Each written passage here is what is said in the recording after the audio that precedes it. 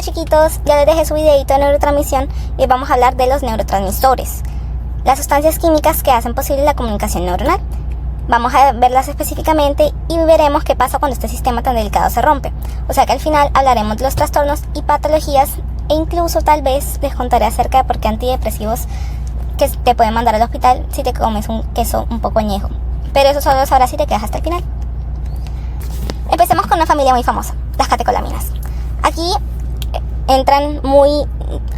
Empecemos con una familia muy famosa, las catecolaminas. Aquí entran tres nombres que seguramente ya han escuchado mucho, aunque no sepan tal vez exactamente qué hacían: la dopamina, la norepinefrina y la epinefrina. Las tres se derivan de un aminoácido no esencial llamado tirosina.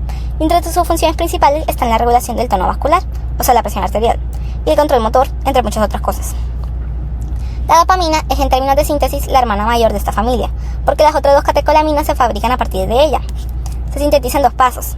Primero, la hidroxilación, que la tirosina se hidroxila, o sea que se le agrega un grupo de hidroxilo gracias a la enzima tirosina hidroxilasa, que necesita como ayudante a un cofactor llamado BH4, o sea tetrahidrobiopteína.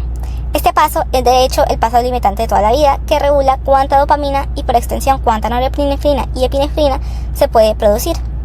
Luego, la descarboxilación, mediante la ayuda del piridoxalfosfato, que es la vitamina B6 en su forma activa, se descarboxila la molécula resultante y ya forma dopamina. Las neuronas que secretan norepinefrina simplemente le dan un paso más a la dopamina. La hidroxilan usando la enzima dopamina beta-hidroxilasa y el resultado es la norepinefrina. Y la epinefrina se forma a partir de la norepinefrina, mediante la transferencia de un grupo metilo, o sea un átomo de carbono con sus hidrógenos, que se dona por una molécula llamada la S-adenosilmetionina, con la ayuda de la enzima fenilatenolamina N-metiltransferasa. Como ven, es literalmente una línea de ensamblaje de tirosina que se convierte en dopamina, se convierte en norepinefrina y pasa a epinefrina. Cada paso añade una pequeña modificación química y cada producto intermedio tiene a su vez sus propias funciones biológicas relevantes. Una vez que confieren su función, las catecolaminas se degradan mediante la acción conjunta de dos enzimas, la catecol o metiltransferasa y la monoaminooxidasa, la MAO. Guarden bien el nombre de esta segunda enzima, la MAO, porque va a tener un papel muy importante, casi de villana, diría yo, un poco más adelante, cuando hablemos de la serotonina y un curioso efecto secundario. Paciencia. Cuando el sistema dopaminérgico falla, vemos la enfermedad de Parkinson. Ahora que entendemos cómo se fabrica la dopamina, podemos ver qué pasa cuando empieza a deteriorarse. La enfermedad de Parkinson es la segunda enfermedad neurodegenerativa más frecuente, después del Alzheimer, que vamos a ver también más adelante. Afecta con mayor frecuencia a los hombres y tiene una edad media de inicio entre los 70 y 75 años. Sus manifestaciones clínicas más características son bradicinesia, o sea una lentitud generalizada en los movimientos, temblor de reposo, especialmente notorio en las extremidades superiores y que característicamente disminuye o desaparece cuando la persona realiza un movimiento voluntario, rigidez muscular y inestabilidad postural. Todos estos síntomas tienen sentido cuando recordamos que la dopamina, entre sus funciones, juega un papel en el control motor. Cuando las neuronas dopaminérgicas, particularmente en la región llamada sustancia negra, empiezan a degenerarse y mueren, el control fino del movimiento se ve comprometido. Ahora sí, llegamos a la serotonina, que viene derivada de otro aminoácido, el triptófano. La serotonina tiene un repertorio de funciones muy amplio. Regula el estado de ánimo. De hecho, dos grandes familias de antidepresivos, los IMAO y los ISRS, actúan directamente sobre esta enzima, como veremos en un momento. Regula el tracto gastrointestinal. Con el medicamento ondansetron, muy utilizado contra las náuseas, actúa sobre el receptor de 5-HT3 de la serotonina. Regula el sueño y tiene un papel importante en la vida sexual. Para la síntesis de serotonina van a ver un proceso familiar. Es prácticamente un espejo del camino que toman las catecolaminas. El triptófano se hidroxila por la enzima triptófano hidroxilasa, usando otra vez el factor BH4. Como producto resultante, el hidroxitriptófano se descarboxila mediante la enzima dopa-descarboxilasa, que es la misma familia de enzimas que actúa en la vida de las catecolaminas, y así se forma la serotonina. Un dato curioso que vale la pena resaltar es que, a diferencia de muchas vías enzimáticas que trabajan en su máxima capacidad, la triptófano hidroxilasa normalmente no está completamente saturada, significando que, a diferencia de otras vías metabólicas, un consumo más elevado de triptófano en la dieta puede traducirse en una mayor producción de serotonina. Por eso es que tanto se habla del triptófano y los alimentos que lo obtiene, porque se relaciona mucho con el estado de ánimo. La serotonina se inactiva principalmente gracias a la monoaminooxidasa, la MAO, otra vez. Esa misma enzima que mencioné hace un momento, que iba a ser muy importante. Y aquí viene la parte jugosa. Existe una clase de antidepresivos llamados los IMAO, o sea los inhibidores de la monoaminoxidasa, y su lógica es muy sencilla. Si inhibo la enzima que degrada la serotonina y también las catecolaminas, entonces va a haber más cantidad disponible de los neurotransmisores y eso mejora el estado de ánimo. Hasta ahí todo bien. Pero aquí está el problema y la razón por la que hoy en día los medicamentos se prescriben con mucha cautela. Ciertos alimentos añejos o fermentados, piensen en quesos, embutidos, curados, vino tinto, que tienen muchas cantidades de una sustancia llamada tiramina. Normalmente esta tiramina que consumimos en la dieta es destruida tranquilamente por la MAO en nuestro intestino y en el hígado, antes de que cause ningún problema. Pero si una persona está tomando un IMAO, esa misma enzima MAO ya no está disponible para degradar la tiramina. Entonces la tiramina se acumula entre vías terminales nerviosas y desplaza violentamente a la norepinefrina almacenada, provocando que se libere de golpe, en grandes cantidades. El resultado es una subida abrupta y peligrosa de la presión arterial, una crisis hipertensiva que puede ser en casos severos incluso mortal. Por esto se le conoce por un nombre bastante directo como el efecto queso. Una de las razones por las que con el tiempo se prefieren los ISRS, que son los inhibidores selectivos de la recaptación de serotonina, sobre los IMAO, para tratar la depresión. Son en términos generales igual de efectivos, pero sin el riesgo alimentario dramático. Probablemente conocen la histamina por los antialergénicos que toman por el pólen o cuando tienen alergias, pero su historia es más interesante que eso. La histamina proviene del aminoácido histidina, que cumple dos funciones que parecen no tener nada que ver entre sí al principio. Es el principal mediador de las reacciones alérgicas y funciona como un neurotransmisor excitatorio dentro del cerebro. Cuando una reacción alérgica se vuelve grave, la histamina puede provocar vasodilatación generalizada y broncoconstricción, dos de los componentes centrales de una reacción anafiláctica. La histamina se sintetiza a partir de la histidina por la enzima histidina descarboxilasa, que trabaja con el mismo cofactor que vimos antes, el piridoxalfosfato, la vitamina B6. Como notarán, esta vitamina se repite como cofactor en varias de las rutas metabólicas. No es casualidad porque es una vitamina muy central para el metabolismo de neurotransmisores. Aquí hay algo muy interesante. La histamina se degrada de forma diferente según en qué parte del cuerpo se encuentra. Si está en el cerebro, primero actúa la enzima histamina metiltransferasa y la convierte en metilhistamina, y luego es degradada por la MAO. Pero si está en vía periférica, aquí el camino es distinto. Hay una desaminación por la enzima diaminooxidasa y posteriormente una oxidación hasta convertirse en un ácido carboxílico. Y por último, ¿cómo actúan los antihistamínicos que todos conocemos? Funcionan como antagonistas de los receptores de histamina. Se sientan en el receptor bloqueando el lugar sin activarlo, evitando así que la histamina real pueda ejercer su efecto.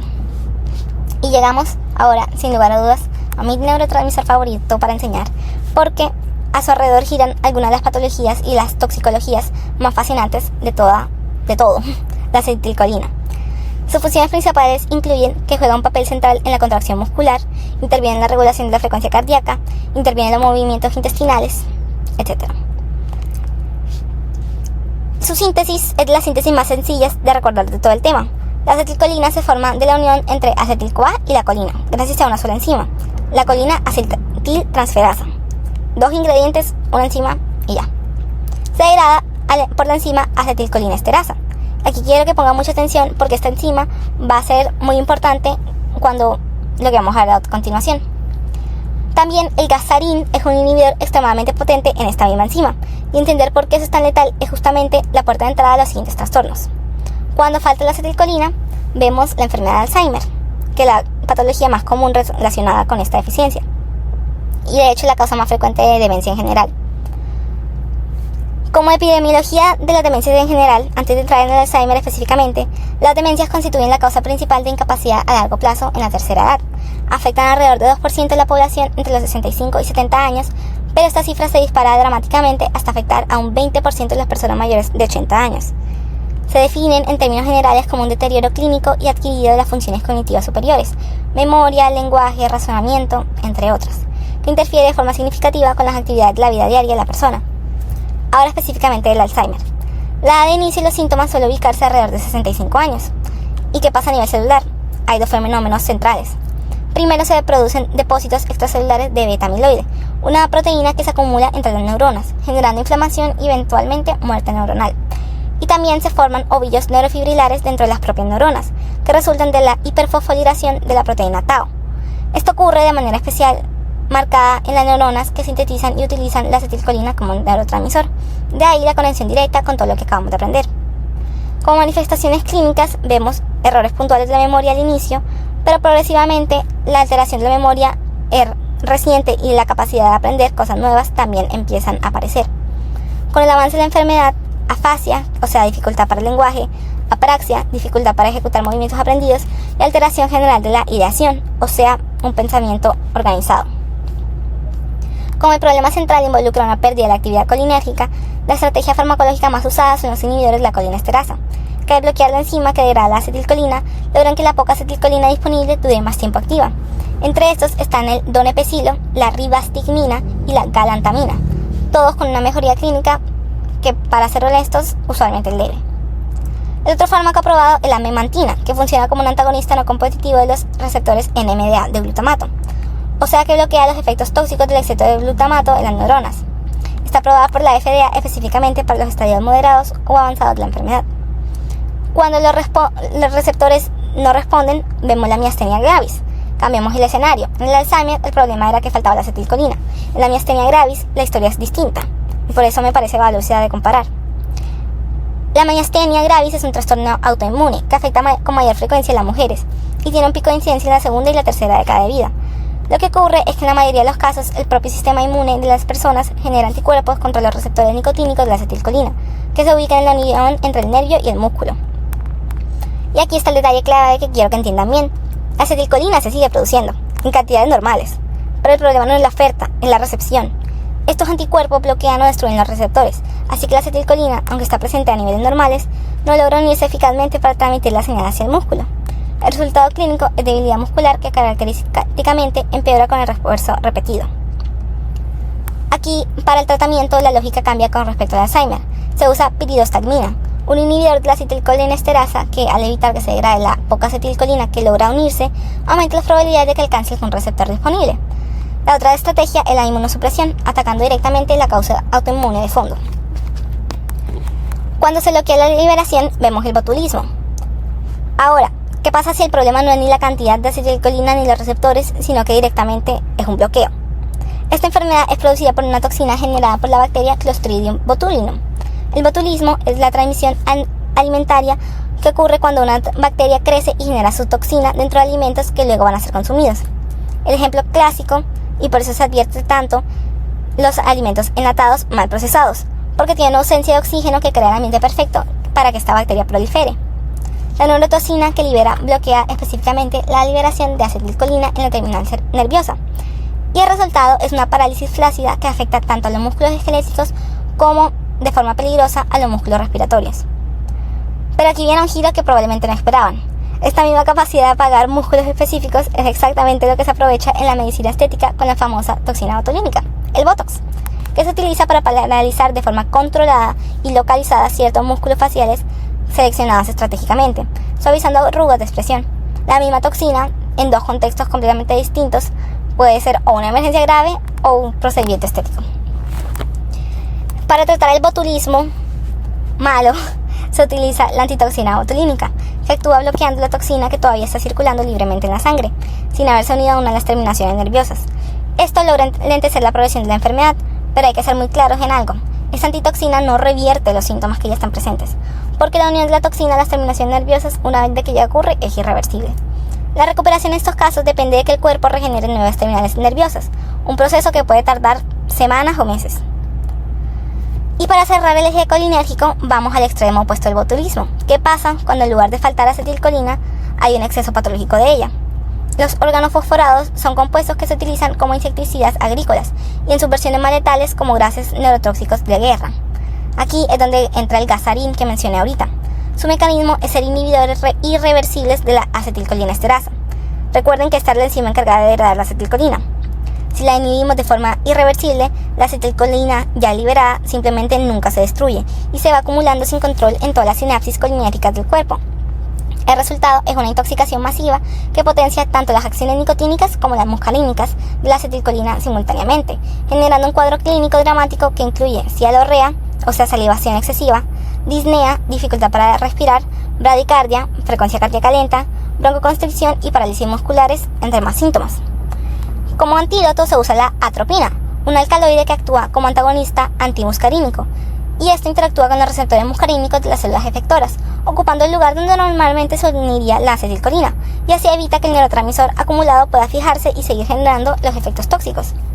Es importante notar que la atropina no resuelve los efectos nicotínicos, como la parálisis muscular, solo los muscarínicos, por lo que en intoxicaciones graves suele combinarse con otros tratamientos adicionales.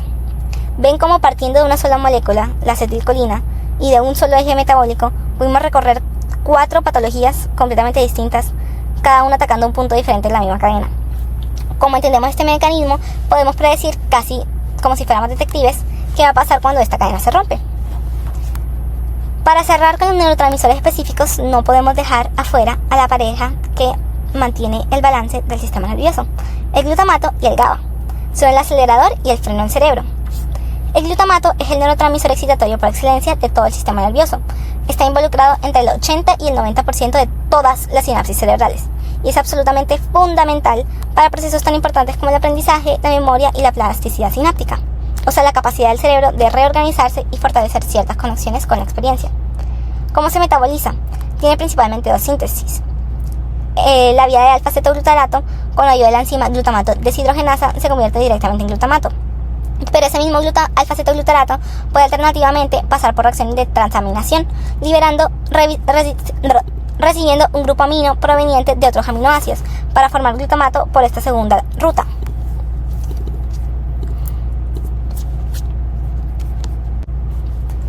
Existe además una vía terciaria, donde la glutamina, a través de la enzima glutaminasa, también se convierte en glutamato. ¿Y cómo se degrada? Principalmente mediante un mecanismo de recaptación. La propia neurona presináptica o las células gliales circundantes vuelven a captar el glutamato liberado para reciclarlo, evitando así que se acumule en exceso en la hendidura sináptica, algo que, como dato curioso, podría volverse tóxico para las neuronas, un fenómeno conocido como excitotoxicidad, que es lo que la memantina busca frenar en el contexto de Alzheimer que ya vimos. El GABA es la contraparte. Es el ácido gamma-aminobutírico, que es el neurotransmisor inhibitorio por excelencia del sistema nervioso. Si el glutamato acelera, el GABA frena.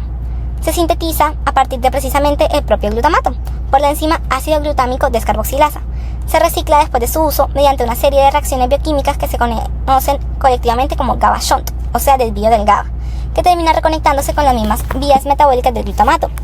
Y un dato de aplicación clínica directa es que las benzodiazepinas, la familia de medicamentos que tratan la ansiedad y el insomnio, funcionan precisamente porque actúan como agonistas de los receptores de GABA y además potencian su acción natural. Es decir, que no solo imitan el GABA, sino que hacen que el GABA propio del cuerpo funcione todavía mejor. Por eso su efecto está marcadamente sedante y ansiolítico. Están amplificando el principal sistema de freno de todo el cerebro. Para acabar el recorrido por los trastornos, quiero hablar de uno que es quizás el más complejo de explicar con un solo mecanismo. Y precisamente por eso es tan importante entenderlo bien: la depresión. La depresión es un trastorno mental extremadamente común y se estima que a nivel mundial alrededor del 5% de los adultos la padecen. Aparece de forma desproporcionada más a mujeres que a los hombres. Y aquí quiero ser muy honesta. Aunque existen muchísimas hipótesis sobre la fisiopatología exacta de la depresión, algunas relacionadas con la serotonina y la norepinefrina que conocimos, otras con inflamación, otras con cambios estructurales en ciertas regiones cerebrales, la verdad es que el mecanismo completo sigue sin estar del todo claro. No existe todavía un solo defecto químico que lo explique todo de forma sencilla. Lo que sí sabemos con bastante certeza es que la depresión es el resultado de interacciones complejas entre factores sociales, psicológicos y biológicos simultáneamente. Las personas que han pasado por circunstancias vitales adversas como el desempleo, el duelo por la pérdida de un ser querido o eventos traumáticos tienen estadísticamente más probabilidad de desarrollar depresión. Es un recordatorio humilde que, a pesar de todo lo fascinante que es estudiar receptores y enzimas, el cerebro no está aislado del contexto de vida de cada persona. Y ya conocimos a los protagonistas de estos mensajes: la dopamina y sus amigos catecolaminérgicos, la serotonina, la histamina, la acetilcolina y lo que yo diría la estrella, y la acetilcolina, que es probablemente la estrella de hoy, conectando el Alzheimer, miastenia gravis, al botulismo y los órganos fosforados en una sola narrativa, y finalmente el glutamato y el GABA, que son los aceleradores y el freno que mantienen todo el equilibrio. Cuéntenme en los comentarios cuáles de los trastornos les pareció más fascinante. Los quiero mucho, chicos. Hasta la próxima.